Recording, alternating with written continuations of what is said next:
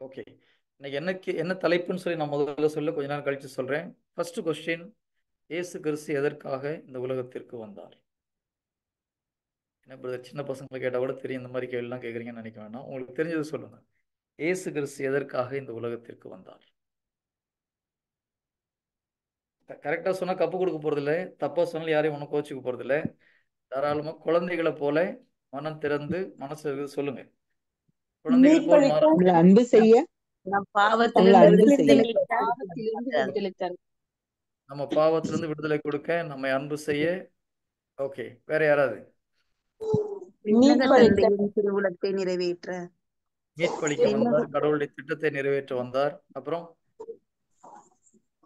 தந்தையின் திருவுளத்தை நிறைவேற்ற வந்தார். தந்தையின் திருவுளத்தை நிறைவேற்ற வந்தார். இங்க எங்க வீட்டுல ஆதி பாவத்தினால் வந்த சாபத்தை நீக்க வந்தார்னு சொல்றாங்க. Very good. வேற யாராவது? இழந்து போனதை தேடி மீட்கவே மானிட மகன் வந்திருக்கிறார். Very good. இழந்து போனதை தேடி மீட்கவே மானிட மகன் வந்திருக்கிறார். எக்ஸலண்ட். வேற யாராவது? பக்தியான மக்களை பாவத்திலிருந்து மீட்டு நிறைவாழ்வு அளிக்க வந்தார். நம்மை பாவத்திலிருந்து மீட்க நிறைவாழ்வு அளிக்க வந்தார். டொமினிக் பிரதர், நீங்க சொன்ன மாதிரி இருந்தது. தந்தைக்கு முன்பாக நான் தகுதியோடு நிற்பதற்காக. ஓகே, தந்தைக்கு முன்பாக நாம் தகுதி உள்ளவர்களாக நிற்பதற்காக கடவுள் நம்ம இந்த உலகத்துக்கு வந்தார். Very good. நாம் அனைவரும் மனம் மாறி ஆண்டவருடைய நற்செய்தி அறிவிக்க இந்த உலகத்திற்கு வந்தார். எல்லோரும் மனம் மாறி கடவுளுடைய நற்செய்தி அறிவிக்குவதற்காக கடவுள் இந்த உலகத்துக்கு வந்தார். Very good. வேற யாராவது? மீண்டும் அப்பா பிள்ளைகள் என்ற உறவை புதுப்பிக்கிறதுக்காக. Very good. அப்பா பிள்ளைன்ற உறவை புதுப்பிக்கிறதுக்காக வந்தார். நம்ம கோச்சிட்டு வீட்டு விட்டு வெளில போயிட்டோம், திரும்பி அந்த உறவை புதுப்பிக்கிறதுக்காக கடவுள் இயேசு கிறிஸ்து இந்த உலகத்துக்கு வந்தார். எக்ஸலண்ட். நரகத்துல இருந்து மீட்டெடுத்து நம்ம நிறைவாழ்வு பரலோகத்துக்கு அழைத்து செல்வதற்காக வந்தார். பரலோகத்துக்கு அழைத்து செல்வதற்காக அவரை போல வாழ்ந்து காட்டிட்டு போயிட்டா. அவரை போல வாழ வாழ்ந்து காட்டு போய் அவர் மாதிரி நம்ம வாழணும்னு சொல்லியிருக்கா வந்தார். Very good. Okay, good. ரொம்ப சந்தோஷம். நீங்க எல்லாருமே ஆன்சர் பண்ணீங்க, சந்தோஷம். உங்க எல்லாருடைய ஆன்சரும் கரெக்ட். ஓகேங்களா? அதுல ஒரு சில ஆன்சர் கொஞ்சம் ஓகே. ஒரு வார்த்தையை எடுத்துக்கிறேன். இயேசு கிறிஸ்து நம்ம மோட்சத்துக்கு கூட்டு போறதுக்கு வந்தாரா? இயேசு கிறிஸ்து நம்மை மோட்சத்துக்கு கூட்டு போக வந்தாரா? சரி, நம்ம நிறைய பேர் அப்படிதான் நினைச்சிட்டு இருக்கணும். நான் இன்னொரு கேள்வி கேட்கிறேன். கடவுள் மனிதனை படைக்கும் போது அவனை மோட்சத்துக்கு கூட்டு போவோன்னு சொன்னாரா? கடவுள் மனிதனை உருவாக்கும் பொழுது கடவுள் மனிதனை மோட்சத்துல உருவாக்குனாரா, இந்த உலகத்துல உருவாக்குனாரா? உலகத்துல உருவாக்குனாரா? நீங்க வேலையெல்லாம் முடிச்சுட்டு மோட்சத்துக்கு வான்னு கூட்டு போறேன்னு சொன்னாரா நம்மள? இல்லையா? அப்புறம் எதுக்கு மோட்சத்துக்கு கூட்டு போக வந்தாருன்னு சொல்றீங்க? ஓகே, அது ஒரு வகையில கரெக்ட், ஆனா ஒரு வகையில கரெக்ட் இல்ல. இது பிரதர், திட்டத்தை நம்ம அறிய முடியாது பிரதர். அவர் என்ன திட்டம் மனிதனை படைத்து கொண்டு போனார், நம்ம எப்படி அறிய முடியும்? எல்லாம் அறியலாம் பிரதர், பைபிள்ல தெளிவா போட்டிருக்காரு. பாவத்துல இருந்துட்டு பிறகு மனிதனை அப்புறம் சொல்லுங்க பிரதர். பாவ வாழ்க்கையில இருக்கிற மனிதனை மீட்டு கொண்டு போறதுக்கு தான் வந்தாரு. ஆனா அவர் திட்டம் அவருக்கு தான் தெரியும் எதுக்கு நம்மள படிச்சாரு. எதுக்கு படிச்சான்னு பைபிள் எழுதி வச்சிருக்காருல்ல பிரதர். Okay brother. கடவுள் நம்ம சொல்லியிருக்காரு எதுக்காக படிக்கிறேன்னு, படிக்கிறதுக்கு முன்னாலே சொல்லி வச்சிருக்காரு. Okay, good. உங்களுடைய ஆன்சர் எல்லாம் கரெக்ட் தான். நம்ம ஒரு சில பைபிள் வார்த்தையை பார்க்கலாம், எதுக்காக இயேசு கிறிஸ்து இந்த உலகத்துக்கு வந்தார்னு சொல்லிட்டு. அதுக்கப்புறம் நெக்ஸ்ட் ஸ்டெப் உங்களுக்கு எடுத்துட்டு போறேன். ஓகே, யோவான் 6:38 ஃபர்ஸ்ட் எடுக்கிறது, டக்குன்னு படிங்க பார்க்கலாம். ஒரு 4-5 வார்த்தை மட்டும் எடுக்கலாம். யோவான் 6:38. இன்னொருத்தவங்க வந்து யோவான் 12:46. என் சொந்த விருப்பத்தை நிறைவேற்ற அல்ல, என் சொந்த விருப்பத்தை நிறைவேற்ற அல்ல, என்னை அனுப்பியவரின் விருப்பத்தை நிறைவேற்றவே நான் விண்ணகத்திலிருந்து இறங்கி வந்தேன். அப்ப இயேசு கிறிஸ்து எதுக்கு வந்தாரு? அவருடைய விருப்பத்தை நிறைவேற்ற அல்ல, பிதாவுடைய விருப்பத்தை நிறைவேற்ற, பிதாவுடைய சித்தத்தை நிறைவேற்ற வந்தார். நீங்க சொன்னீங்க கரெக்ட் தான். யோவான் 12:46.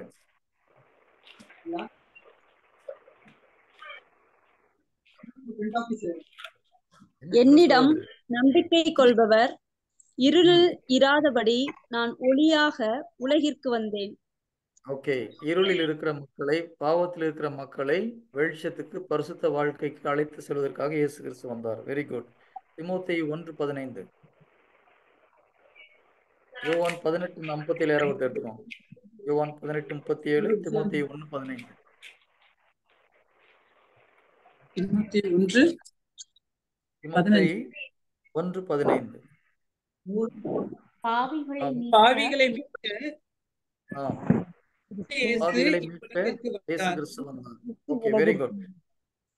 ஸோ ஜீசஸ் பாவிகளை மீட்க வந்தார், நம்முடைய பாவத்துக்கு பரிகாரம் செய்ய வந்தார், சாபங்களை போக்க வந்தார், நம்முடைய இருளிலிருந்து ஒளி கிடைக்க வந்தார், பிதாவுடைய திட்டத்தை நிறைவேற்ற வந்தார். 1 யோவான் 3:8 பார்த்தீங்கன்னா சாத்தானுடைய அனைத்து செயல்களையும் தொலைக்கவே மனுமகன் தோன்றினார் இருக்குது.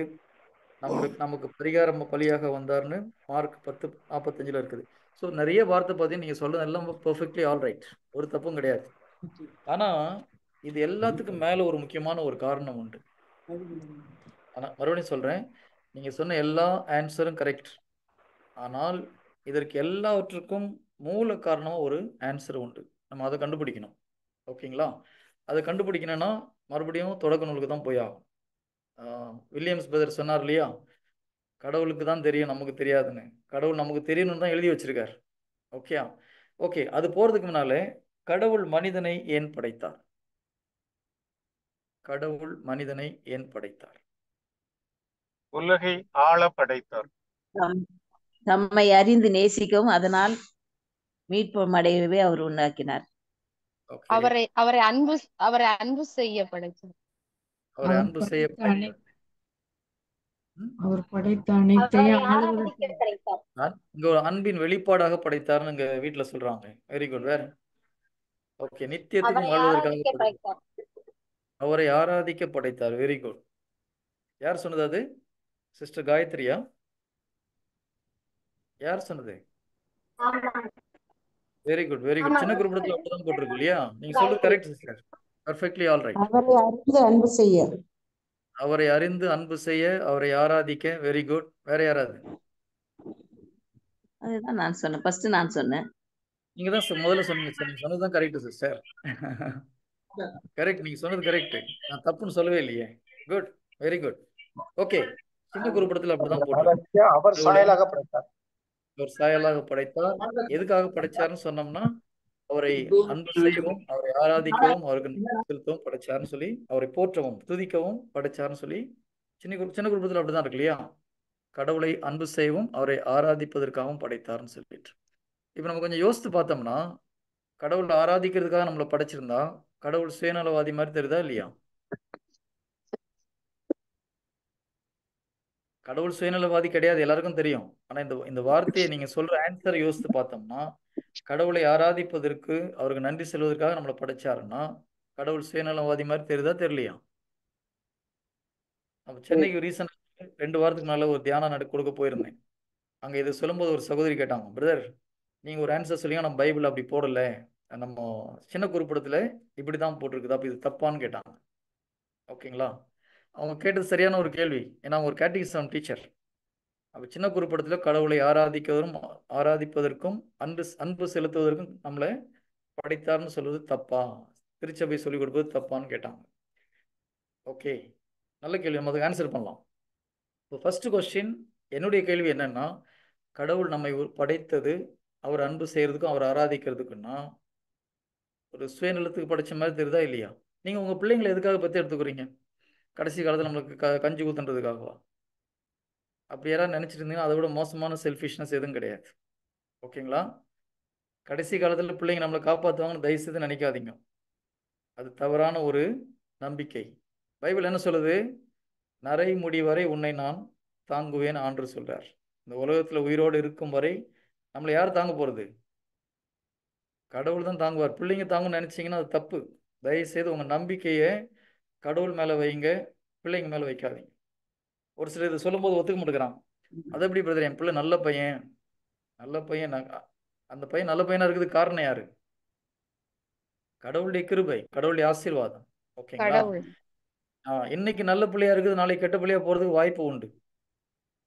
மாறுமா மாறாத பிள்ளைங்க குணம் மாறதுக்கு வாய்ப்பு உண்டு. நான் மாற போறாங்கன்னு சொல்லலை. ஆனா கடவுள் என்றும் மாறாதவர். நம்ம நம்பிக்கை யார் மேல இருக்கணும்?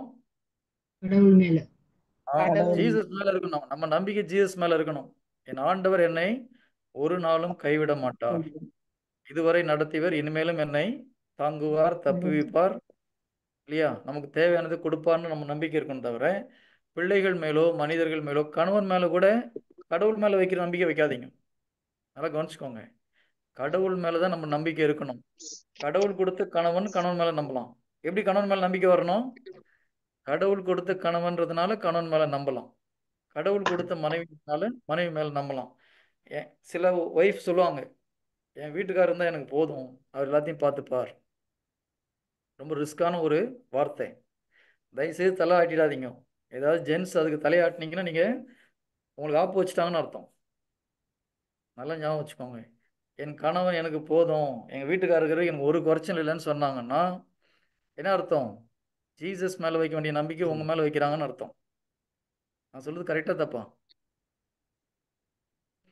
நான் தியானத்தில் இது சொல்லும்போது ஒரு சில லேடிஸ்க்கு ஒத்துக்க முடியல. அது எப்படி பிரதர், ஆண்டவர் தான் நான் அன்பு செய்ய வேணாம்னு சொல்லவே இல்லை, நம்ப வேணாம்னு சொல்லவே இல்லை. ஆனால் நம்முடைய முதல் விசுவாசம் யார் மேல இருக்கணும்? ஜீசஸ் மேல இருக்கணும். கடவுள் மேலதான் நமக்கு முழு விசுவாசம் இருக்கணும். கடவுள் கொடுத்த கணவர், கடவுள் கொடுத்த மனைவின்றதுனால மனைவி கடவுளை நம்ம அப்படிதான் அன்பு செய்யணும். தவிர எங்க வீட்டுக்காரர் இருந்தா போதும்னீங்கன்னா கடவுளை விட நம்ம ஹஸ்பண்ட் அதிகமா அன்பு செய்யக்கூடாது. கடவுளை விட அதிகமாக கணவன் மேல் நம்பிக்கை வைக்கக்கூடாது. எரேமியா 17வது அதிகாரம் 5வது இறை வார்த்தை. எரேமியா 17:5. அதுல டிஸ்பிளே பண்றேன். ஆண்டவர் கூறுவது இதுவே, மனிதரில் நம்பிக்கை வைப்போரும் வலுவற்ற மனிதரில் தம் வலிமையை காண்போரும் சபிக்கப்படுவர்.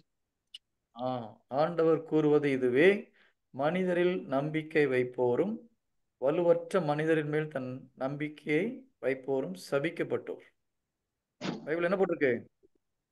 மனிதரில் நம்பிக்கை வைப்போரும் வலுவற்ற மனிதரின் நம் வலிமையை காண்போரும் சபிக்கப்பட்டோர். நம்ம நம்பிக்கை கடவுள் இயேசு கிறிஸ்து மேலதான் இருக்கணும். இயேசு கிறிஸ்து கொடுத்த கணவனால என் கணவர் நல்லா இருப்பாரு, என் கணவனை நம்பலாம். நான் முதல் நம்பிக்கை யார் மேல இருக்கணும்? ஜீசஸ் மேல வரணும். யார் அது? வரலாம் அதுக்கு வரலாம், கொஞ்சம் கொஞ்சமா வரலாம். Price the Lord. சோ கடவுளை விட நாம் மனிதனை அதிகமாக அன்பு செய்யக்கூடாது. கடவுளை விட கணவனை அதிகமாக அன்பு செய்யக்கூடாது. கடவுளை விட மனைவியை அதிகமாக அன்பு செய்யக்கூடாது. பைபிள் அப்படி போட்டிருக்கா போடலையா?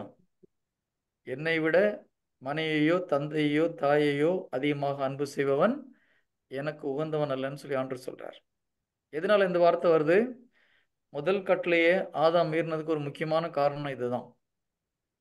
பைபிள் சொல்லுது, ஏவாள் வஞ்சிக்கப்பட்டால், ஆனால் ஆதாம் வஞ்சிக்கப்படவில்லை. ஏவாள் ஏமாற்றப்பட்டால் சாத்தானால, ஆதாம் ஏமாற்றப்படவில்லைன்னு பைபிள் சொல்லுது. அப்போ ஏவாள் தெரியாம ஏமாந்து போய் பாவத்தை செஞ்சுட்டாங்க. ஆதாம் ஏமாந்து போய் பாவத்தை செய்யல, தெரியாம செய்யல, தெரிஞ்சே செஞ்சார். கரெக்டா? ஆதாம் பாவத்தில் விழுந்ததற்கும் ஏவாள் பாவத்தில் விழுந்ததற்கும் நிறைய டிஃபரன்ஸ் இருக்கு.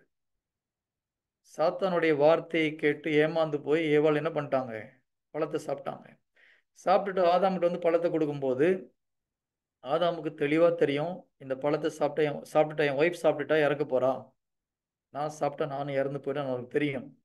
அவன் ஆண்டோடைய கட்டளையே சந்தேகப்படல. நல்லா ஞாபகம் வச்சுக்கோங்க. ஆதாம் கடவுளுடைய கட்டளையை சந்தேகப்படவில்லை. அவனுக்கு தெளிவா தெரியும், ஆண்டவர் சொன்னபடி நடக்கும். சாத்தான் என் ஒய்ஃபை ஏமாத்திட்டான்னு தெரியும். ஆனா என்ன பண்றாரு ஆதாம்?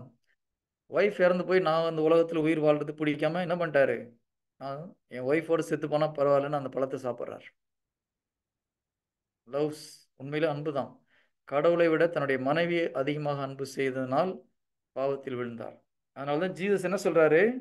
என்னை விட மனைவியோ கணவனையோ யாரையும் அதிகமாக அன்பு செய்தால் நீ எனக்கு உகந்தவன் அல்ல. ஆதாம் செஞ்ச பாவத்தை நம்ம கட்டாயம் செய்வோம். அதனால்தான் ஜீசஸ் அப்படிப்பட்ட ஒரு வார்த்தையை சொல்றார். Praise the Lord. Hallelujah. ஏன்னா நிறைய பேருக்கு பிடிக்கலையா? உங்களுக்கு கணவன் மனைவி அன்பு செய்ய வேணாம்னு சொல்ல, அன்பு செய்யுங்க, கட்டாயம் அன்பு செய்யணும். ஆனா கடவுளை விட அதிகமா செய்யக்கூடாது. புரியுதுங்களா? நிறைய பேருக்கு கொஞ்சம் அக்செப்ட் பண்றது கஷ்டமா இருக்கா? இல்ல பிரதர். Very good. இல்ல பிரதர்.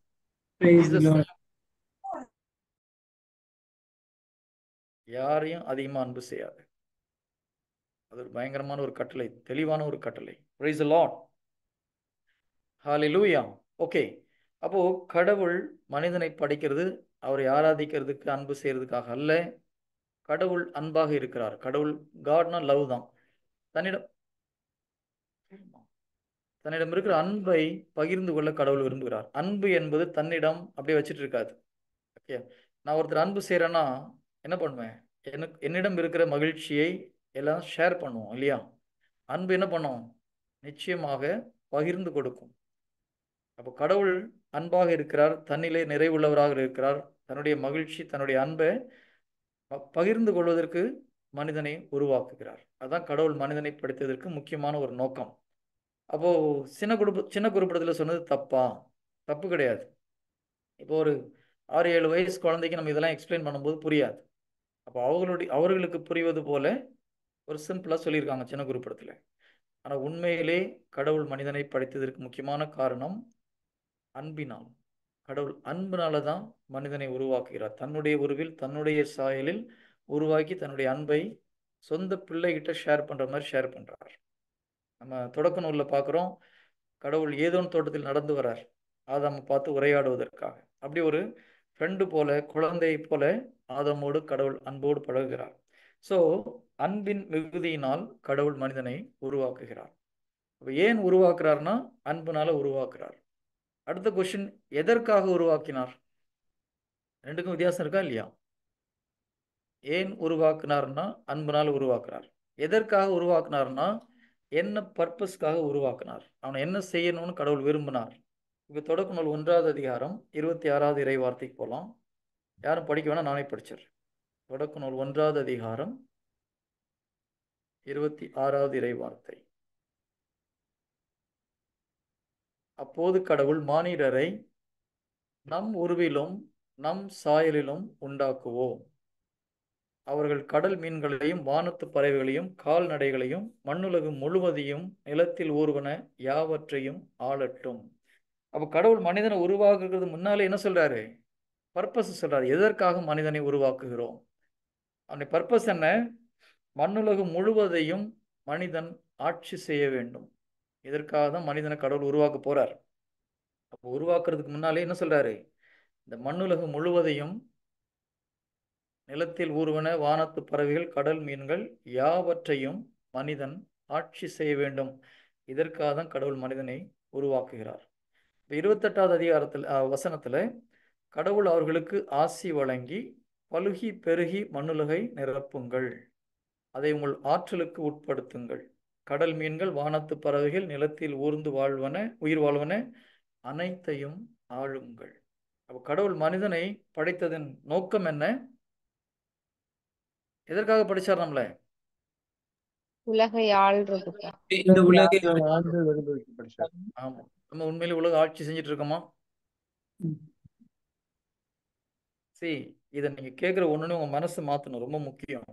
சும்மா கேட்டுட்டு போறது கிடையாது. இது வரைக்கும் நம்முடைய மைண்ட்ல அப்படி ஒரு எண்ணம் இல்லைன்னா இதுக்கப்புறமா நம்ம புரிந்து நம்முடைய சிந்தனையை மாற்ற வேண்டும். கடவுள் மனம் மாறுங்கன்னு சொல்றாரு இல்லையா? அதுக்கு என்ன அர்த்தம்? இது வரைக்கும் நீங்க ஒரு மாதிரி திங்க் பண்ணிட்டு இருக்கீங்க. இறை வார்த்தையை படிக்கும்போது நமக்கு வேறு ஒரு கண்ணோட்டத்தை கடவுள் கொடுக்குறாருன்னா அந்த இறை வார்த்தைக்கு ஏற்றபடி நம்முடைய எண்ணத்தை மாற்ற வேண்டும். அதுதான் மனம் மாறுறது.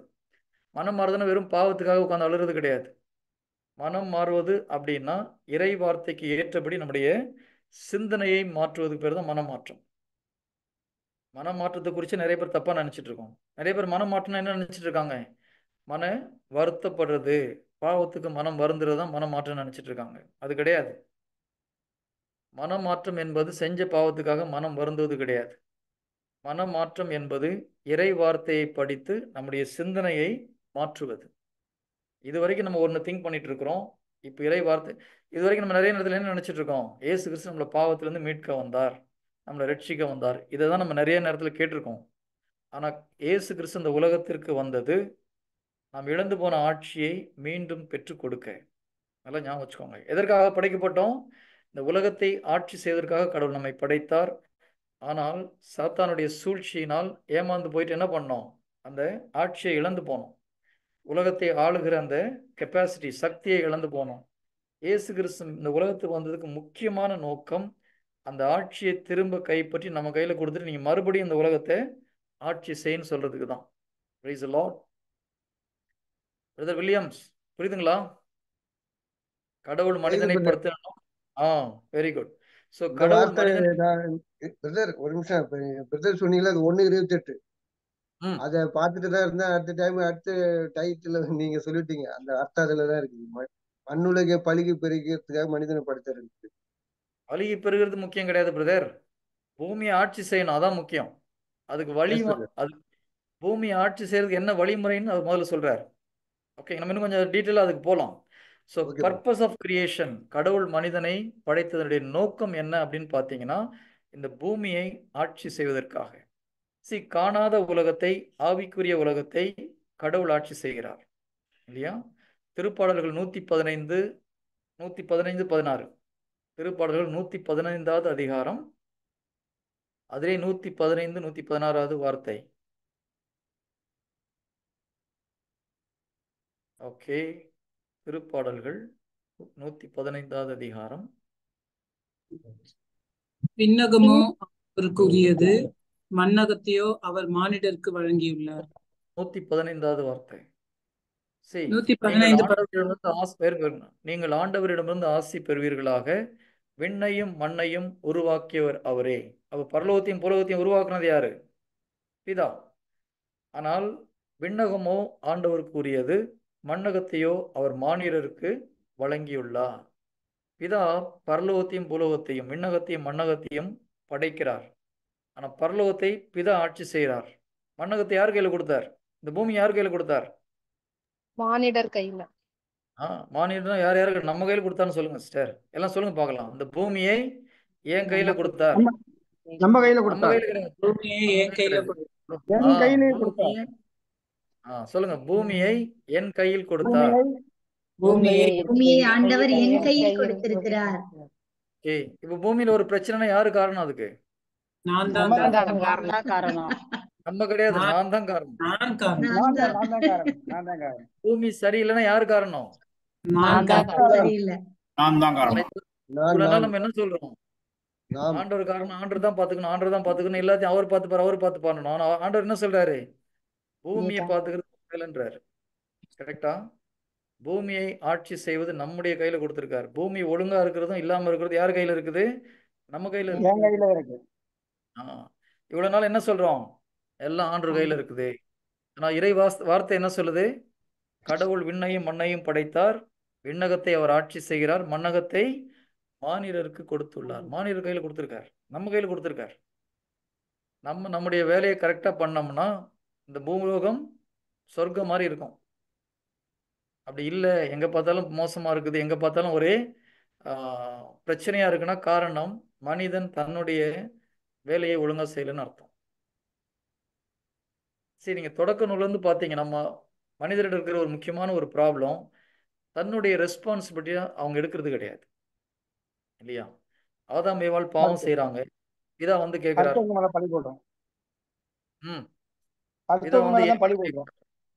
கரெக்ட். ஏவாளை கேட்கும்போது அவங்க என்ன பண்றாங்க? பாம்பு என்ன ஏமாத்துச்சுன்றான். ஆதாம் போய் கேட்கும்போது ஆதாம் என்ன சொல்றாரு? நீர் கொடுத்த பெண்ணால் தான் நான் பாவத்தை. ஓகே, அவங்க செஞ்ச பாவத்தை அவங்க ஒத்துக்கிறது கிடையாது. இப்பவும் நம்ம அதே தவிர செய்யறோம். இந்த உலகம் மோசம் தான். நம்ம இயேசு கிறிஸ்துவை போல் இருந்திருந்தால் இந்த உலகம் மாறி இருக்கும். ஒவ்வொரு கிறிஸ்தவனும் இயேசு கிறிஸ்து போல் இருந்திருந்தா இந்த உலகம் ஒளியால் நிரப்பப்பட்டிருக்கும். Price the Lord. ஹalleluya. அப்போ ஜீசஸ் பிதா படைக்கும் பொழுது ஒரு சில காரியங்களை செய்ய சொல்றார். ஃபர்ஸ்ட் படைச்சிட்டு என்ன செய்யறாரு? நான் மறுபடியும் இந்த தொடக்க நூல் 1வது அதிகாரம் 28வது இறைவார்த்தைக்கு போலாம். தொடக்க நூல் 1, 28. படைச்சு முடிச்சு ஃபர்ஸ்ட் கடவுள் செய்யற வேலை அவர்களுக்கு ஆசி வழங்குகிறார் இல்லையா? நல்லா கவனிச்சுக்கோங்க. கடவுள் அவர்களுக்கு ஆசி வழங்கி பலுகி பெருகி மண்ணுலகை நிரப்புங்கள். ஒன்று பழுகிறது, இன்னொன்று பெருகிறது, 3 மண்ணுலகை நிரப்புவது. அடுத்தது ஆட்சிக்கு உட்படுத்துவது. 4 வேலை செய்ய சொல்றார் இல்லையா?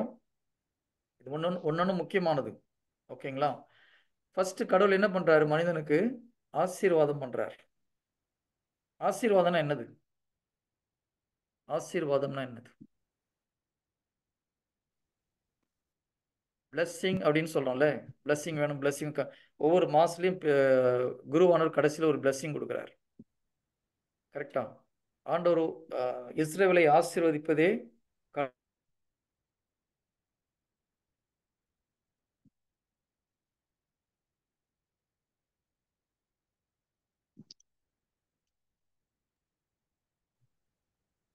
அவருடைய வாக்குறுதி ஆசீர்வாதம் சொல்றாங்க. வேற யாராவது?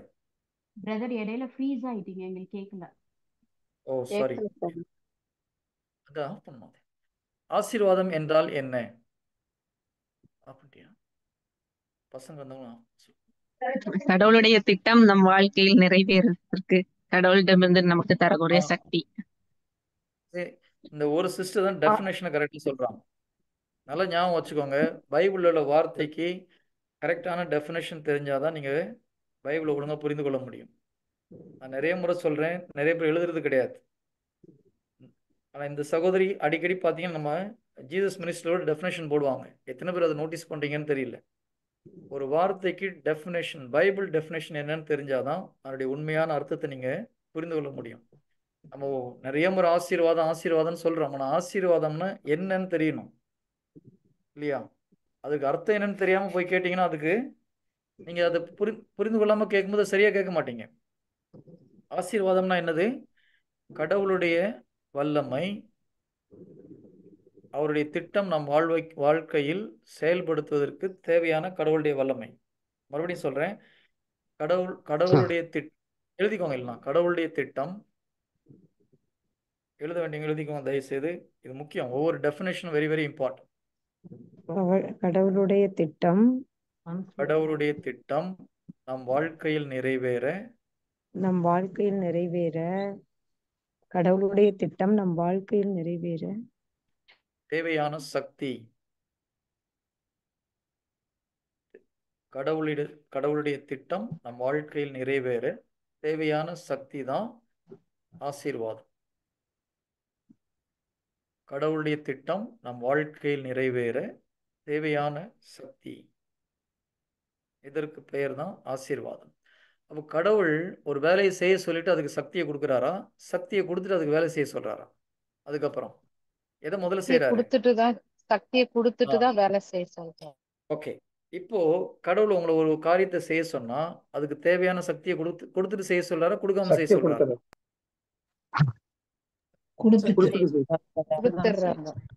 இப்போ நீங்க ஒரு மினிஸ்டர், இங்க ஜீசஸ் மினிஸ்டர்ல இருக்கிறீங்க, இல்லை வேற ஏதோ ஒரு மினிஸ்டர்ல இருக்கிறீங்க. அந்த மினிஸ்டர்ல இருக்கிறவங்க உங்களை கூப்பிட்டு ஓகே நீங்க அடுத்த வாரம் மெசேஜ் கொடுங்க அப்படின்னு சொன்னா சிலர் என்ன பண்றாங்க? ஐயோ எங்களால முடியாது, நாங்க ப்ரிப்பேர் பண்ணல, எங்களுக்கு நேரம் இல்லை, எங்களுக்கு அதுக்கு தகுதி இல்லை, இப்படிலாம் ஒரு சிலர் விட்டுட்டு ஓடுறீங்க.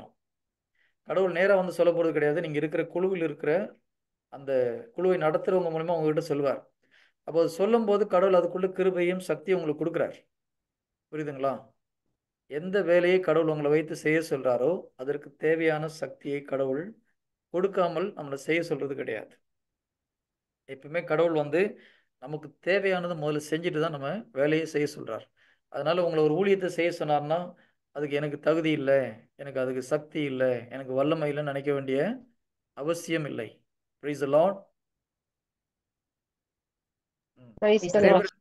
என்ன நினைக்கிறோம்? நம்மளுக்கு அப்படியே உடம்பெல்லாம் புல்லரிக்கிற மாதிரி அபிஷேகம் வந்தாதான் நம்ம இந்த வேலையை செய்ய முடியும் அப்படின்னு நினைக்கிறோம். அது தவறு. ஓகேங்களா? வார்த்தையின் அடிப்படையில் நம்ம வார்த்தையை நம்பி தைரியமா போகணும். அதுதான் உண்மையான நம்பிக்கை. நமக்கு உணர்ச்சி பூர்வமாக உணர்வு பூர்வமாக நம்ம ஆவியில நிரம்புறது ஃபீல் பண்ணாதான் நான் கடவுளுடைய ஊழியத்தை செய்வேன்னு சொல்லிட்டு உட்கார்ந்துட்டு இருக்கக்கூடாது. கடவுள் உணர்ச்சியை நம்பி போவது அது வந்து ஸ்டார்டிங் ஸ்டேஜ். ஆனால் இறை வார்த்தையை நம்பி கடவுளுடைய ஊழியத்தை நாம் செய்ய வேண்டும். Praise the Lord. Praise the Lord. Hallelujah. Hallelujah. இப்போ உங்களை யாராவது ஒருத்தர் அடுத்த வாரம் பிரைஸ் அண்ட் வர்ஷிப் பண்ணுங்கன்னு சொன்னா என்ன பண்ணுவீங்க? ஐயோ என்னால முடியாதுன்னு சொல்லுவீங்களா? தைரியமா பண்ணுவீங்களா? தைரியமா பண்ணுவீங்க. தைரியமா பண்ணணும். கடவுள் கூட இருக்கிறார். ஜீசஸ் நமக்குள்ளதான் இருக்கிறார். ஓகேங்களா? நீங்க போய் நிற்கும் போது அதுக்குள்ள சக்தி அவர் கொடுப்பார். இப்போ கடவுள் நம்ம கூட இருக்கிறாருன்னு ப்ரிப்பரேஷனே பண்ணாம போக முடியுமா? நாம் போக செய்ய முடியாது. வேண்டியது நம்ம செய்ய வேண்டியது நம்ம செய்யணும். அவர் செய்ய வேண்டியது அவர் செய்வார். ஆண்டு கூட இருக்கிற அதனால நான் சும்மா போறேன், ஒன்றும் ப்ரிப்பரேஷன் வேண்டாம்னு போகக்கூடாது. சிலர் அப்படி இருக்கு சொல்றான். எங்கிட்ட நிறைய பேர் சொல்லியிருக்காங்க. நான் என்னுடைய தொடக்க காலத்தில் நிறைய நண்பர்கள், பிரதர் நீங்க போங்க பிரதர், ஆண்டவர் பேசுவார். ஆண்டவர் பேசுவார் எப்போ தெரியுமா? நம்ம ஆண்டவர் பேசுறதுக்கு அலோவ் பண்ணோம்னா. நல்லா ஞாபகம் வச்சுக்கோங்க. நம் மூலமாக ஆவியானவர் பேச முடியும். எந்த அளவுக்கு நம்ம ஆவியானவரை அனுமதிக்கிறோமோ அதை பொறுத்து அவர் பேசுவார். நாம் எந்த அளவுக்கு நம்முடைய மனது புதுப்பிக்கப்பட்டு இருக்கிறதோ அந்த அளவுக்கு ஆவியானவர் நம்ம மூலியமாக பேச முடியும். உங்களுடைய மனது முழுக்க முழுக்க புதுப்பிக்கப்பட்டதுன்னா முழுக்க முழுக்க ஆவியானவர் பேசுவார். நீங்க பேச வேண்டிய அவசியம் இல்லை. நீங்க ஒன்றும் ப்ரிப்பேர் பண்ண வேண்டிய அவசியம் இல்லை. 100% யார் பேசுவா? ஆவியானவர் பேசுவார். உங்களுடைய மனது எந்த அளவுக்கு புதுப்பிக்கப்பட்டு இருக்கிறதோ அந்த அளவுக்கு ஆவியானவர் உங்கள் மூலமாக செயல்பட முடியும். கரெக்டா? அப்போ நம்ம ஸ்டார்டிங்ல 100% நம்ம புதுப்பிக்கப்படலை. ஸோ நம்ம கொஞ்சம் ப்ரிப்பேர் பண்ண வேண்டியது அவசியம். ஆவியானவர் துணைக்கு கூப்பிட வேண்டியது அவசியம். Price the Lord. சில நேரத்தில் கடவுளுடைய பிரசன்னம் இல்லாமல் இருந்தாலும் நம்ம நம்பிக்கையோடு போயிட்டு ப்ரேயர் பண்ணணும். நீங்கள் கடவுளுக்கு ஊழியம் பண்ண வரும்போது டெய்லி அந்த பிரசன்ஸ் இருந்தால் தான் நான் போய் கடவுளுடைய கூட இருக்காருன்னு நினைச்சிட்டு இருக்கக்கூடாது. சில நேரத்தில் அந்த உணர்வுகளே நமக்கு இல்லாமல் இருக்கும். கடவுள் நம்மோடு இருக்கிறார்ன்ற ஒரு பிரசன்னமே இல்லாமல் இருக்கும். இருந்தாலும் என்ன எதை நம்பி போனோம்?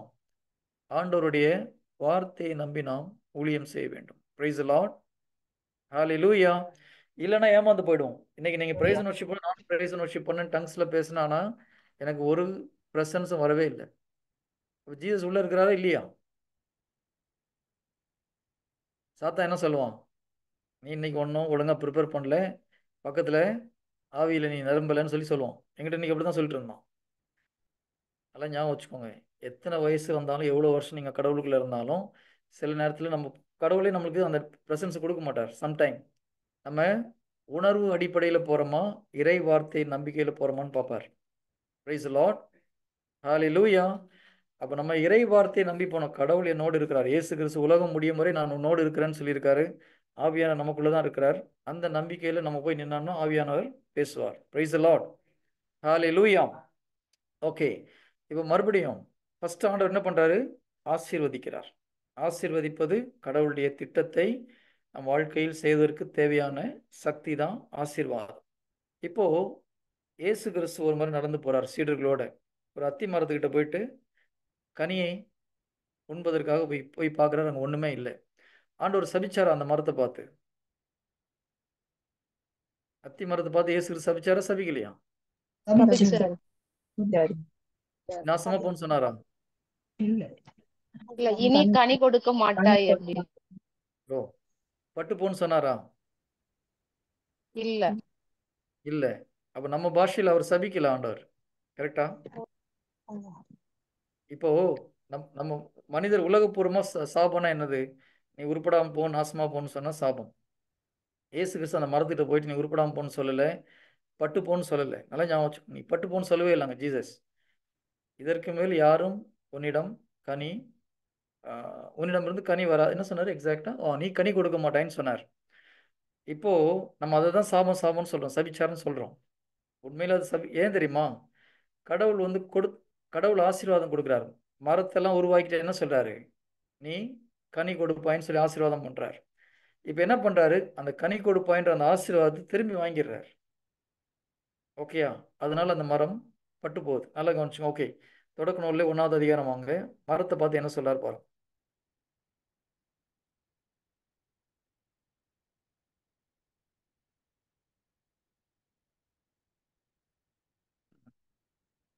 ஓகே.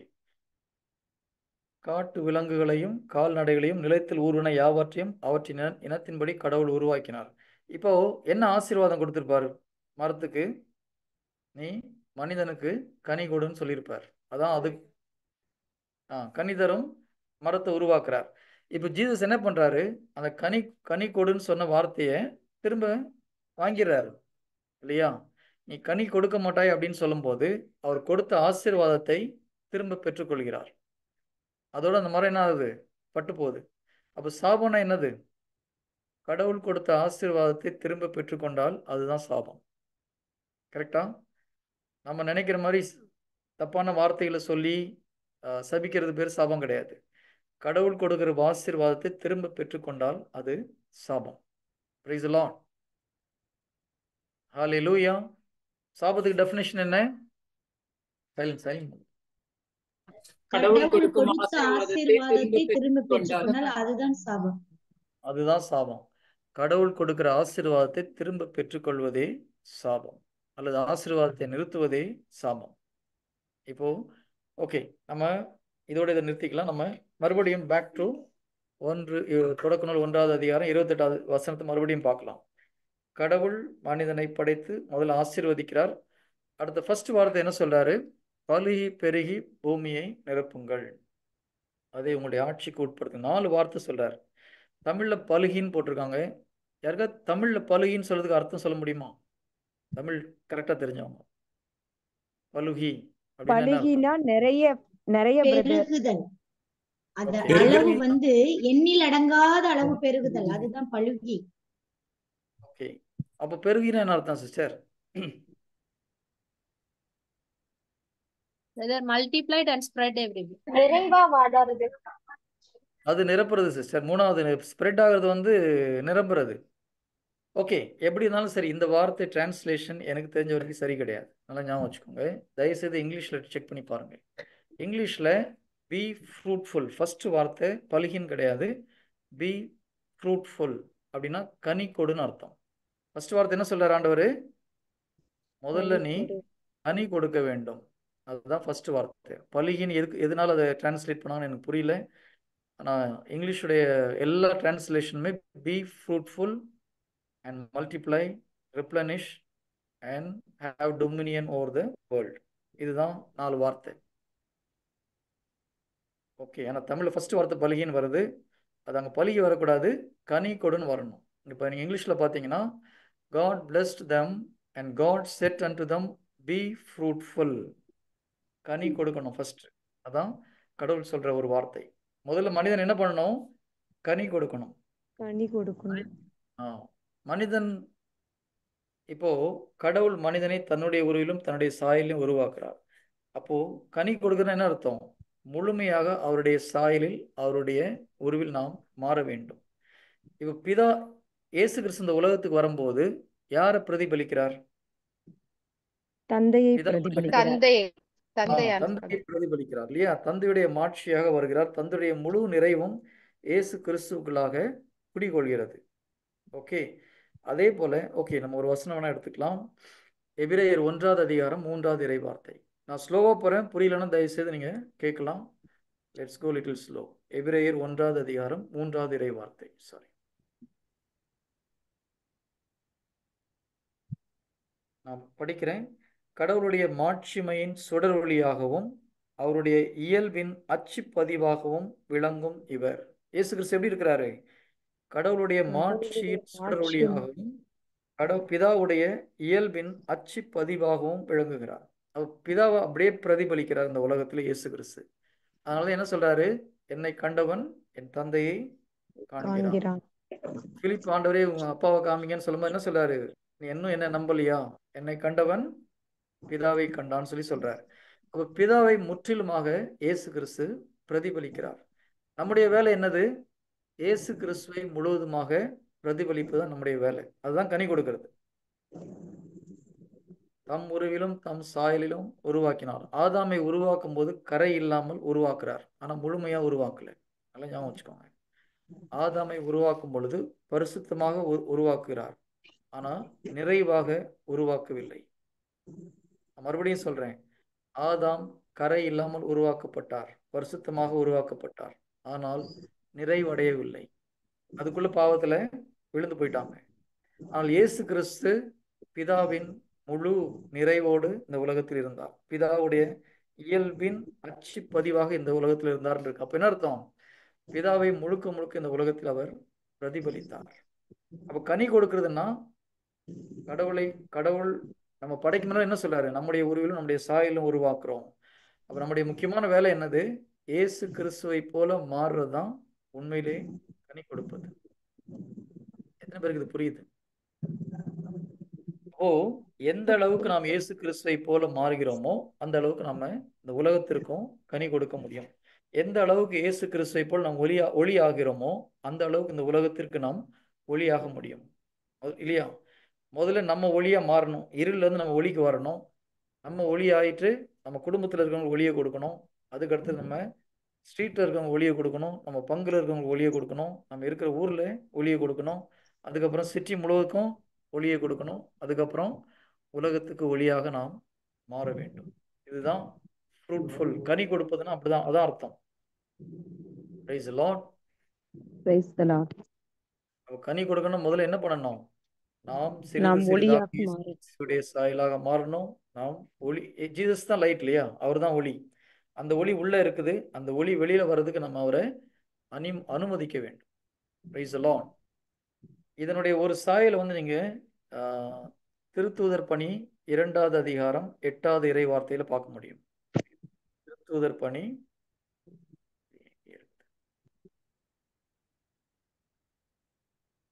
1வது அதிகாரம் 2வது அதிகாரம் 1வது அதிகாரம் திருத்தூதர் பணி 1வது அதிகாரம் 8வது இறை வார்த்தை.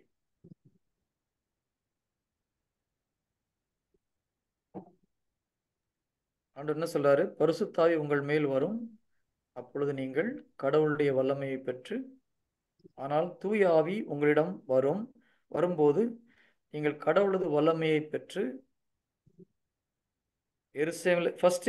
எருசலேமிலும் யூதேயா சமாரியா முழுவதிலும் உலகின் கடை எல்லை வரைக்கும் எனக்கு சாட்சியாய் இருப்பீர்கள்.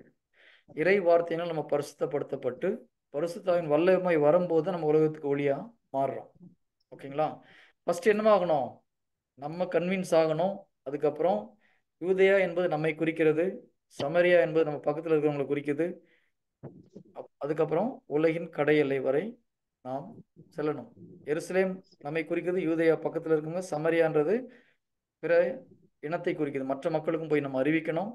அதுக்கப்புறம் கடை எல்லை வரை, உலகத்தின் கடை எல்லை வரை நாம் சாட்சியா இருக்கணும், உலகத்துக்கு ஒளி கொடுக்கணும்னு அர்த்தம். Praise the lord. ஹல்லேலூயா. அப்ப நம்முடைய ஃபர்ஸ்ட் வேலை ஆண்டவர் என்ன சொல்றாரு? நீ என்ன போல மாறு. இது செய்யணும். இதான் இது. அப்ப நம்ம ஃபர்ஸ்ட் கனி கொடுக்க வேண்டும். இது இன்னொரு வகையில சொல்லணும்னா கலாத்தியர் 5வது அதிகாரம் 23வது இறை வார்த்தை. கலாத்தியர் 5வது அதிகாரம் 23வது இறை வார்த்தை. அதுல ஆவிக்குரிய கனிகளை குறித்து அதுல சொல்லப்பட்டிருக்குது. 22, 23. ஆனால் தூய ஆவியின் கனியோ அன்பு, மகிழ்ச்சி, அமைதி, பொறுமை, பரிவு, நன்னயம், நம்பிக்கை, கனிவு, தன்னடக்கம் என்பவை ஆகும். இவையுள்ள இடத்தில் திருச்சட்டத்திற்கு இடமில்லை. இப்ப நம்ம கிட்ட இந்த பண்புகள்லாம் பெருகும் போது நாம் இயேசு கிறிஸ்துவின் சாயலாக மாற்றப்படுவோம். Praise the lord. Praise the lord. கேள்வி கேட்கும்போது பதில் சொல்லும்போது மட்டும் நீங்க மைக் அன்மியூட் பண்ணா போதும், மற்ற நேரத்தில் ஆஃப் பண்ணி வைங்க. அப்ப நம்ம கனி கொடுக்கணும். நம்ம அப்படின்னு என்ன அர்த்தம்? இயேசு கிறிஸ்துவின் சாயலாக மாறுவது. இயேசு கிறிஸ்துவின் சாயலாக மாறுதுன்னா இந்த பரிசுத்தாவியுடைய கனிகள் நமக்குள்ளாக வளரணும். எந்த அளவுக்கு நம்ம ஒவ்வொரு கனியிலையும் பூர்ணப்படுகிறோமோ அந்த அளவுக்கு நாம் இயேசு கிறிஸ்துவின் சாயலாக மாறுவோம். அப்போ ஃபர்ஸ்ட் கமாண்ட்மெண்ட் நமக்கு என்ன சொல்றாரு? B fruitful. கனி கொடுக்க வேண்டும். அதுக்குள்ள சக்தியை கடவுள் நமக்கு கொடுத்திருக்கிறார். 2வது என்ன சொல்றாரு? அதுக்கப்புறம் தான் பெருகி. இப்போ நம்ம கனி கொடுக்க ஆரம்பிக்கிறோம். இந்த கனி என்ன ஆகணும்? மல்டிப்ளை பண்ணணும், அதிகரிக்கணும். ஓகேயா? ஸோ ஃபர்ஸ்ட் பி ஃப்ரூட்ஃபுல், 2வது பெருகி, 3வது என்னது? நிரப்பணும். நிரப்புதுன்னா என்ன அர்த்தம்? நம்மகிட்ட இருக்கிற கனியை மற்றவங்களுக்கு கொடுக்கணும். இங்கிலீஷ்ல ரிப்ளனிஷன் இருக்கு. ரிப்ளனிஷ்னா நீங்க கொடுக்க கொடுக்க குறைஞ்சதுன்னா மறுபடியும் அதை நிரப்பி மற்றவங்களுக்கு கொடுக்கணும். இப்போ நீங்க போய் பரிசுத்தாவியுடைய கொடைகள் கனிகளை மற்றவங்களுக்கு கொடுக்குறீங்க, நீங்க ட்ரை ஆகிடக்கூடாது. ஓகேங்களா? நம்ம ஆர்டர் கரெக்டாக கவனிச்சுக்கோங்க. ஃபர்ஸ்ட் என்ன பண்ணணும்? கனி கொடுக்கணும். இந்த கனி பெருக வேண்டும், நிறைய கனி கொடுக்கணும். அதுக்கப்புறம் இந்த கனியை போய் மக்களுக்கு நம்ம கொடுக்கணும். நம்ம கனி கொடுப்பது நமக்காக அல்ல. மரம் கனி கொடுக்கறது யாருக்காக? மரம் கனி கொடுப்பது பிறருக்காக. ஒரு கிறிஸ்தவன் கனி கொடுப்பது பிறருக்காக, நமக்கு பயன்படுத்துறது கிடையாது. ஆவிக்குரிய வல்லமைகளை கடவுள் கொடுப்பது திருச்சபையை கட்டி எழுப்ப, மற்றவர்களுக்கு உதவி செய்யறதுக்காக.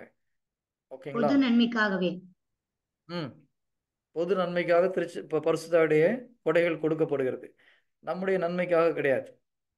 பரிசுத்தாய் கொடை வச்சு பைசா பண்ணால் நரகத்துக்கு போய் சேருவோம். நல்லா ஞாபகம் வச்சுக்கோங்க. பரிசுத்தாவுடைய வல்லமை வேணும், கொடைகள் வேணும்னு கேட்கறதுக்கு முன்னால எதுக்கு கேட்குறோன்னு தெரியணும். பரிசுத்தாவின் கொடைகள் மக்களுக்கு கொடுக்கப்படுவது, பரிசுத்தாவியர்கள் கொடுப்பதற்கு முக்கியமான காரணம் பொது நன்மைக்காக, திருச்சபையை கட்டி எழுப்புவதற்காக, கடவுளுடைய ராஜ்யத்தை இந்த உலகத்தில் நிறுவுவதற்காக. அதை விட்டுட்டு நான் பேர் வாங்கணும், நான் கை வச்சா எல்லாம் குணமாகணும், கீழே விழுந்தா நான் எனக்கு பெரிய பேர் கிடைக்கும், நான் பெரிய ஊழியக்காரனாவேன், பேங்க்ல பைசா சேருன்னு நினைச்சீங்கன்னா சபிக்கப்பட்டவர்களாக மாறுவீர்கள். கேர்ஃபுல்லா இருக்கணும். பேதுருக்கிட்ட ஒருத்தர் வந்து கேட்கிறார், ஒரு மந்திரவாதி, சிமியோன்னு ஒரு மந்திரவாதி, இந்த பரிசுத்தாவிய எனக்கு வேணும்னு சொல்லிட்டு. பேதுரு அவர் உத்து பார்த்துட்டு என்ன சொல்றாரு? அவன் உள்ளத்துல நச்சு இருக்கிறத பார்த்துட்டு என்ன சொல்றாரு?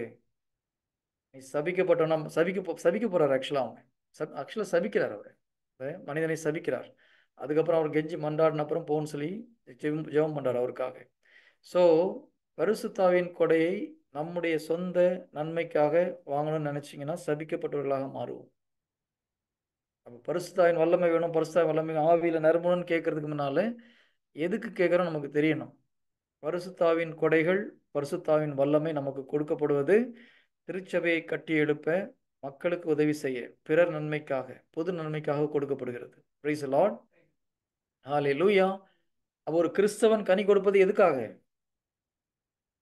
நம்ம பேங்க் பேலன்ஸுக்கு இப்போ அதிகமாக்குறதுக்கு, வீடு கட்டுறதுக்கு இல்லை, மற்றவங்களுக்கு கஷ்டப்படுறவங்களுக்கு உதவி செய்வதற்காக, உலகத்தினுடைய அறியாமையை போக்குவதற்காக, பரலோக ராஜ்யத்தை கட்டி எழுப்புவதற்காக நாம் கனி கொடுக்க வேண்டும்.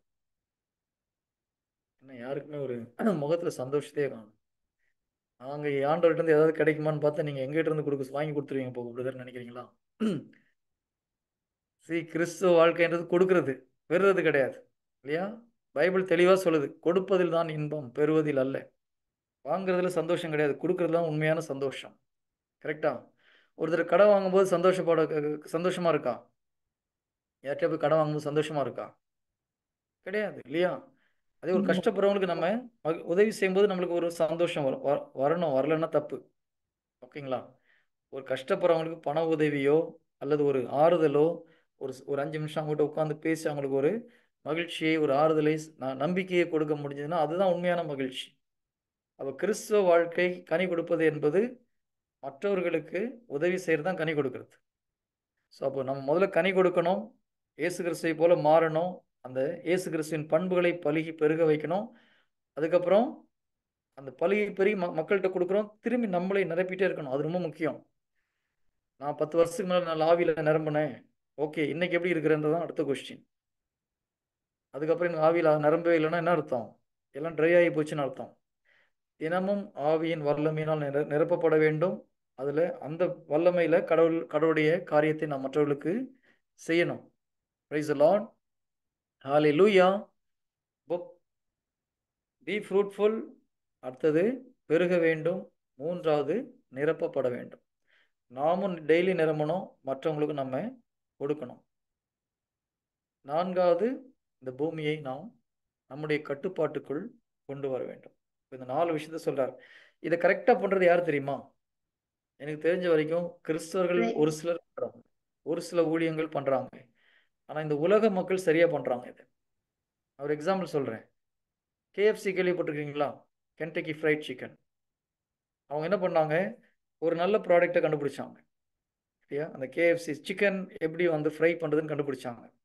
அதுக்கப்புறம் என்ன பண்ணாங்க? நிறைய ப்ரொடியூஸ் பண்ணி விற்க ஆரம்பித்தாங்க. இப்போ முதல்ல ஒரு ஃப்ரூட், ஒரு கனியை கொடுக்குறாங்க, அதை பெருக்குனாங்களா பெருக்கலையா? நிறைய ப்ரொடக்ஷன் இன்க்ரீஸ் பண்ணாங்களா பண்ணலையா? நிறைய ப்ரொடக்ஷன் இன்க்ரீஸ் பண்ணாங்க. அதோட விட்டாங்களா? ஒரு இடத்துல இருந்து இன்னொரு பிரான்ச்சு, அமெரிக்காவில் ஒவ்வொரு பிரான்ச்சாக இதாகி அமெரிக்கா முழுவதும் இந்த கம்பெனியை ஸ்ப்ரெட் பண்ணுறாங்க. ஸோ முதல்ல ஒரு கனி கொடுக்குறாங்க, அந்த கனியை பெருக செய்கிறாங்க, அதுக்கடுத்து நிறைய பிரான்ச்சாக பண்ணி நிரப்புறாங்க, ஃபில் பண்ணுறாங்க, ஒவ்வொரு இடமா ஒவ்வொரு மார்க்கெட்டையும் ஃபில் பண்ணுறாங்க. கரெக்டாக? அப்போது அமெரிக்கா முழுவதும் அந்த கம்பெனி ஃபுல்லானவொன்னே நேரம் என்ன பண்ணுறாங்க, அடுத்தது யூரோப்பில் போயிட்டு ஒரு பிரான்ச் ஓப்பன் பண்ணுறாங்க. யூரோப் ஃபுல்லாக நிரப்பின அப்புறம் ஒவ்வொரு நாடாக போய் நறுக்கி இப்போ உலகம் முழுவதும் கேஎஃப்சியும் மெக்டொனால்ட்ஸ் பிரான்ச் வச்சுருக்காங்களா இல்லையா? இப்போது கிறிஸ்தவர்கள் இதை ஒழுங்காக செய்யலை, இந்த உலக மக்கள் இதை சரியாக செய்கிறாங்க. அதுதான் ஒரு கொடுமையான ஒரு காரியம் இல்லையா? ஜீசஸ் சொல்லி கொடுத்த விஷயத்தை நம்ம ஃபாலோ பண்ணல, ஆனால் இந்த உலக மக்கள் பிஸ்னஸ் பண்ணுறவங்க கரெக்டாக ஃபாலோ பண்ணுறாங்க. ஒரு ப்ராடக்ட்டை கண்டுபிடிக்கிறாங்க, அதை நிறைய ப்ரொடக்ஷன் பண்ணுறாங்க, ஒவ்வொரு ஊர்லேயே போயிட்டு பிரான்ச் ஆரம்பிக்கிறாங்க, அந்த ஏரியாவை அவங்க கட்டுப்பாட்டுக்குள்ளே கொண்டு வராங்க, அந்த பிஸ்னஸை பொறுத்த வரைக்கும். கரெக்டாக? இப்போது பெப்சி எடுத்துக்கோங்க, ஒரு ப்ராடக்ட் கண்டுபிடிக்கிறாங்க, உலகம் முழுவதும் கொண்டு வந்துட்டாங்களா? பெப்சி கோகோ கோலா வந்து நம்ம ஊரில் எத்தனை கம்பெனி படுத்து போச்சு? ஆயிடுச்சா ஆகலையா? அப்போ அதுதான் டாமினேட் பண்ணுறது. ஹாவ் டொமினியன் ஓவர் த வேர்ல்டுன்னா என்ன அர்த்தம்? உலகம் முழுவதும் அவருடைய அந்த குளிர்பானத்தை பொறுத்த வரைக்கும் உலகம் முழுவதும் அவருடைய கட்டுப்பாட்டுக்குள் கொண்டு வர்றாங்க. கேஎஃப்சி உணவு பொறுத்த வரைக்கும் உலகம் முழுவதும் அவருடைய கட்டுப்பாட்டுக்குள்ளே கொண்டு வராங்க. ஆனால் நம்ம என்ன பண்ணணும்? நம்ம ஃபுட்டு அதுக்காக தயாரிக்க வேண்டிய அவசியம் இல்லை, ஆனால் கடவுளுடைய ராஜ்யத்தை இந்த உலகம் முழுவதும் பரப்புவது நம்முடைய கடமை. Price the Lord. நிறைய பேருக்கு ஓஹோ இதுக்கு தான் ஜீசஸ் படிச்சாரானே. எதுக்கு படிச்சாரு? இந்த உலகத்தை எப்படி கொண்டு போலான்னு எல்லாரும் ஆட்சி யோசிக்கிறாங்க செய்வது. பிரதர். பிரதர் பிசினஸ் எப்படி கொண்டு போலான்னு எல்லாரும் யோசிக்கிறாங்க, இதை நீங்க சொன்னோன்னு. நான் பிசினஸ் எக்ஸாம்பிள் சொன்னேன். நம்ம வேலை பிசினஸ். நம்ம பிசினஸ் என்ன பிசினஸ் தெரியுமா? Soul business. ஆத்மாரோட சேர்ந்து நம்முடைய main business. Okay, spiritual business.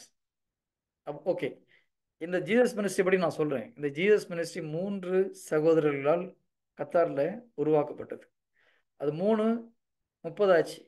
ஓகேங்களா? அதுக்கப்புறம் என்ன பண்ணுறோம், கடவுள் வந்து இங்கே ஒரு ஜூம் மீட்டிங்கில் ஆரம்பிக்க வச்சார். முதல்ல ஒரு 30 பேர் 40 பேர் வந்தாங்கன்னு நினைக்கிறேன்.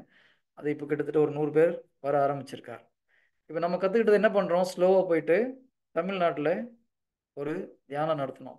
மக்களுக்கு அது உண்மையிலே பயனுள்ளதாக இருந்தது. அடுத்தபடியாக போன இந்த மாதம் செப்டம்பரில் சென்னையில் ஒரு தியானம் கொடுத்தோம். மக்கள் உண்மையிலே பயன்பெற்றார்கள். அடுத்தது மறுபடி வருகிற ஜனவரி ஏற்காடில் ஒரு தியானம் நடத்தலான்னு இருக்கிறோம். இப்போ ஸ்லோவாக நம்ம என்ன பண்ணுறோம், நம்ம கொடுக்குற கனியை பழுகி பெருகி கொஞ்சம் கொஞ்சமாக தமிழ்நாட்டில் நிரப்புறதுக்கு முயற்சி செய்கிறோம். இதைத்தான் கடவுள் விரும்புகிறார். Praise the lord. ஹல்லேலூயா. இன்னும் யாருக்கும் சந்தோஷமே இல்லையா? சந்தோஷம்தான் பிரதர், சந்தோஷம்தான். பிசினஸ் எப்படி எக்ஸ்பேண்ட் பண்றதுன்னு சொல்லுங்கன்றீங்களா? இதை பண்ணுங்க, பிசினஸ் ஆட்டோமேட்டிக்காக எக்ஸ்பேண்ட் ஆகும்.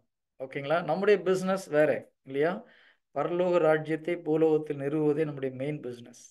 கடவுள் மனிதனை உருவாக்கியதற்கு காரணம், பரலோகத்தில் பிதா ஆட்சி செய்கிறார், பூலோகத்தை நம்ம ஆட்சி செய்யணுன்றது அவருடைய விருப்பம். கரெக்டா? ஸோ தமிழ்நாட்டில் முதல்ல நிரப்பலாம், அதுக்கப்புறம் ஏற்கனவே ஜீசஸ் சொல்லியிருக்கார் நார்த் இந்தியாலாம் போகணும்னு சொல்லிட்டு. ஓகே, ஸோ கடவுள் நம்ம வச்சு நிறைய காரியங்களை செய்ய விரும்புகிறார். ஒவ்வொரு கிறிஸ்தவரும் அவர்களுக்கு கொடுத்த ஊழியத்தை நம்ம செஞ்சாகணும். அதுக்கு கான்செப்ட் என்னது? இறை வார்த்தையை கேட்டு நாம் முதல் கனி கொடுக்க வேண்டும். இயேசு கிறிஸ்துவின் சாயலில் நம்ம எந்த அளவுக்கு மாறுறோமோ அந்த அளவுக்கு நம்மால உலகத்தை கட்டுப்பாட்டுக்குள் கொண்டு வர முடியும். Praise the lord. ஹல்லேலூயா. அப்போ இயேசு கிறிஸ்து நம்மை உலகத்தில் நம்மை படைத்ததற்கு முக்கியமான காரணம் இந்த உலகத்தை ஆட்சி செய்வதற்காக. ஆட்சி செய்யறதுன்னா என்னது? இயற்கையை நம்முடைய கட்டுப்பாட்டுக்குள் கொண்டு வருவதற்காக, இந்த உலகத்தினுடைய இருளை வெளியேற்றுவதற்காக. ஜீசஸ் இந்த உலகத்துக்கு ஒளியா இருக்கிறேன்னு சொன்னாரு, நம்ம இந்த உலகத்துக்கு ஒளி ஆக்கியிருக்கிறார். அப்போ நம்முடைய மிக முக்கியமான வேலை என்னது? இந்த உலகத்திற்கு ஒளி ஆவது. ஒளினா என்னது? இயேசு கிறிஸ்துவை பற்றி அறியாத மக்களிடம் இயேசு கிறிஸ்துவை பற்றி சொல்லி அவர்களை இயேசு கிறிஸ்துவை ஏற்றுக்கொள்ள செய்ய வேண்டியது நம்முடைய ஃபர்ஸ்ட் ஜாப். நம்முடைய மிக மிக முக்கியமான வேலை என்னது? பரலோக ராஜ்யத்தை இந்த பூலோகத்தில் நிறுவுவது. Price the Lord. நான் மறுபடியும் சொல்றேன், நீங்க ஜெபிக்கிறது, கோயிலுக்கு போறது எல்லாம் செய்யறதுக்கு முக்கியமான காரணம் என்னது? கடவுளை போல மாறி பரலோக ராஜ்யத்தை இந்த பூலோகத்தில் நாம் நிறுவுவது. இது நம்ம என்ன பண்ணிட்டோம்? ஆதாம் ஏமாந்து போயிட்டு என்ன பண்ணிட்டாரு? அவருக்கு கொடுத்த அந்த அதிகாரத்தை இழந்து போனார். அப்ப இயேசு கிறிஸ்து இந்த உலகத்துக்கு வந்ததுக்கு முக்கியமான காரணம் என்ன? சாத்தானிடமிருந்து அந்த அவனுடைய வல்லமையெல்லாம் பிடுங்கிட்டு மீண்டும் அந்த அதிகாரத்தை கையில் எடுத்து நம்ம கையில கொடுக்குறார். மறுபடியும் நீ மறுபடியும் இந்த உலகத்தை ஆட்சி செய். கடவுள் ஏன் இந்த உலகத்தை டைரக்டா ஆட்சி செய்ய மாட்டேங்கிறார்? சொல்லுங்க பார்க்கலாம் யாராவது. பிதா ஏன் இந்த உலகத்தை நேரடியாக ஆட்சி செய்வதில்லை? எதனால? அவர் சபிச்சுட்டாருல. யார் சிஸ்டர்? அது சபிச்சதான் இயேசு கிறிஸ்து எல்லாம் கிளியர் பண்ணிட்டாரா சிஸ்டர்? அவர் சாபமாகி சாபத்தை நீக்கி விட்டார் சிஸ்டர். இப்பவும் ஏன் கடவுள் நம்ம கையில அந்த ஆட்சியை கொடுக்கிறார்? ஏன் பிதா டைரக்டாக ஆட்சி செய்யாம இருக்கிறார்? மண்ணுலகத்தை மனிதர்களுக்கு கொடுத்திருக்கிறார். மனிதர்களோட கையில கொடுத்திருக்கிறார். அதான் ஏன். ஓகே, ஒரு முக்கியமான விஷயம் சொல்லட்டுமா? நிறைய பேர் எல்லாம் கடவுள் கையில் இருக்கு, கடவுள் கையில் இருக்குன்றாங்க. பைபிள் தெளிவா சொல்லுது, கடவுள் பூமியை நம்ம கையில கொடுத்துட்டார். இதுல ஒரு முக்கியமான விஷயம், கடவுள் ஆவியாக இருக்கிறார். கரெக்டா? God is spirit. பைபிள் தெளிவா சொல்லுது. யோவான் 4வது அதிகாரத்துல 14வது இறை வார்த்தை 14 இல்லை 14 24. கடவுள் ஆவியாக இருக்கிறார். அவர் ஆவிக்குரிய உலகத்தை தான் ஆட்சி செய்கிறார். காணாத உலகத்தை கடவுள் ஆட்சி செய்கிறார். ஆனா இந்த பூமி காண்கின்ற உலகம், இந்த பிசிக்கல் வேர்ல்ட்ல பிசிக்கலா காணப்படக்கூடிய மனிதன் தான் இந்த உலகத்தை ஆட்சி செய்யணும். அதுதான் ரூல்ஸ். கடவுள் அப்படிதான் படைக்கிறார்.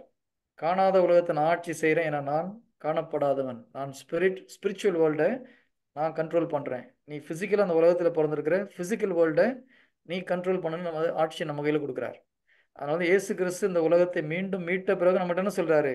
நான் இந்த உலகத்தை ஜெயித்தேன், நீயும் ஜெயிக்க முடியும், நீ இந்த உலகத்தை வெற்றி கொள்ள முடியும். நம்ம கையில் மறுபடியும் அந்த ஆட்சி பொறுப்பு கொடுக்குறார். Price the Lord. Praise the Lord. Hallelujah. Hallelujah. இயேசு கிறிஸ்து பாருங்க, மத்தேயு 3வது அதிகாரத்துல 1-2 வசனத்துல, மத்தேயு 3:1-2 யோவான் என்ன சொல்றாரு பாருங்க. ஃபர்ஸ்ட் யோவான் அறிவிக்கிற வார்த்தை இதுதான். அக்காலத்தில் திருமுழுக்கு யோவான் யூதேயாவின் பாலை நிலத்துக்கு வந்து, மனம் மாறுங்கள், ஏனெனில் விண்ணரசு நெருங்கி வந்து விட்டது என்று பறைசாற்றி வந்தார். இவரை என்ன சொல்லி ஆரம்பிக்கிறார் அவரு? விண்ணரசு நெருங்கி வந்து. கரெக்டா? சோ யோவானுடைய மெயின் பிரீச்சிங் எதை பற்றி இருக்குது?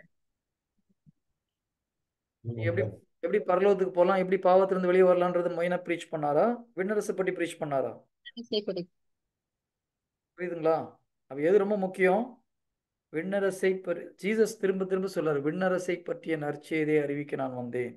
மத்தேயு 4:14 பாத்தீங்கன்னா, அது முதல் இயேசு மனம் மாறுங்கள், ஏனெனில் விண்ணரசு நெருங்கி வந்து விட்டது. எல்லா இடத்துலயும் ஜீசஸ் எதை பற்றி பேசுறாரு? விண்ணரசு அல்லது பரலோக ராஜ்யம், ரெண்டும் ஒண்ணுதான்.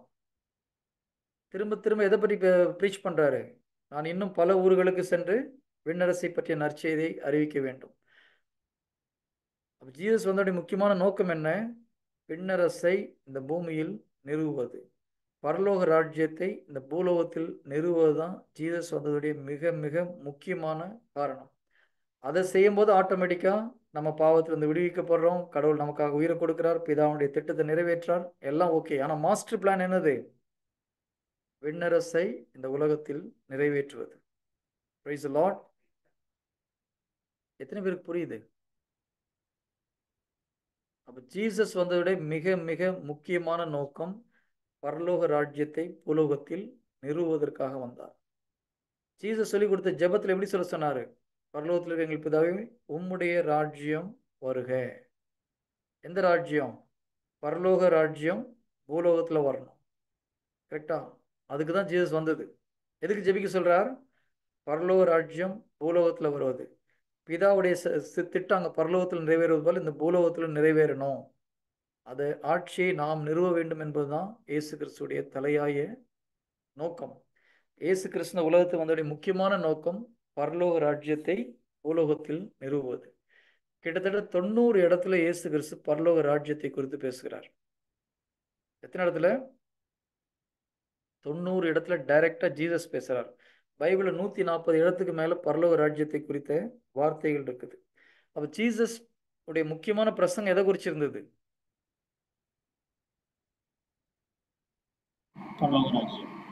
விண்ணரசை பற்றியதான். விண்ணரசை பற்றியதான். ஜீசஸ் உடைய பிரசங்கம் முழுக்க முழுக்க விண்ணரசை பற்றி இருந்தது. புரியுதுங்களா? ஆனா நம்ம விண்ணரசை பற்றி யோசிக்கிறோமா? பாவத்திலிருந்து வெளியில வரணும், பாவத்திலிருந்து வெளியே வரணும், மோட்சத்துக்கு போய் சேரணும். இது முக்கியம் கிடையாது ஜீசஸுடைய வாழ்க்கையில. அவர் வந்து Jesus is a king of king. Bible அப்படிதானே சொல்லுது, அரசருக்கெல்லாம் அரசர். திருவெளிப்பாடு 17வது அதிகாரம் 14வது இறைவார்த்தை. நோட் பண்ணிக்கோங்க, நான் சொல்றேன். திருவெளிப்பாடு 17:14. ஆட்டுக்குட்டி ஆண்டவருக்கெல்லாம் ஆண்டவர், அரசருக்கெல்லாம் அரசர். Is a lord of lord and king of kings. Jesus யாரு? அரசர்களுக்கெல்லாம் அரசர். அவர் இந்த உலகத்துல வந்து தன்னுடைய அரசாட்சியை நிறுவுவதற்காக தான் மெயினா வர்றார். அந்த அரசாட்சியை நிறுவனா என்ன பண்ணணும்? இருக்கிற அரசரை தோற்கடிக்கணும். கரெக்டா? ஒரு அரசர் இன்னொரு ஆட்சியை கைப்பற்றினா என்ன பண்ணணும்? அந்த ராஜாவை தோற்கடிச்சாதான் தன்னுடைய ஆட்சியை அங்கு நிறுவ முடியும். வெள்ளையர்கள் நம்ம நாட்டுக்கு வந்தாங்க, இங்க இருந்து ஒவ்வொரு ராஜாக்களா ஜெயிச்சு அவங்களுடைய ஆட்சி அங்க நிறுவனாங்களா, நிறுவலையா? தூக்கம் வந்துச்சா? இதோட முடிச்சுக்கலாம், அடுத்த வாரம் ஆரம்பிக்கலாம். எல்லாம் ரொம்ப சோர்வா கொட்டாய விடுறீங்க. எனக்கு இதை கேட்கும்போது ரொம்ப ரொம்ப இன்ட்ரெஸ்டிங்காக இருந்தது முதல்ல படிக்கும்போது. ஆனால் உங்களுக்கு ஏன் அப்படி ஒரு இன்ட்ரெஸ்ட் வரல? இது வரைக்கும் நீங்கள் பைபிள் படித்தது, நீங்கள் ஜீசஸ் நினைச்சதுக்கு எல்லாம் டிஃப்ரெண்ட். இதுதான் உண்மையான சப்ஜெக்ட். இயேசு கிறிஸ்து இந்த உலகத்து வந்ததற்கு மிக மிக முக்கியமான காரணம் பரலோக ராஜ்யத்தை பூலோகத்தில் நிறுவுவதற்காக. நம்முடைய வேலை, நம்ம எதுக்காக படிக்கிறாரு? அதே பரலோக ராஜ்யத்தை இந்த பூலோகத்தில் நிறுவுவது தான் நம்முடைய மிக முக்கியமான வேலை. மற்ற எல்லாம் சைட் பிஸ்னஸ். மெயின் பிஸ்னஸ் என்னது?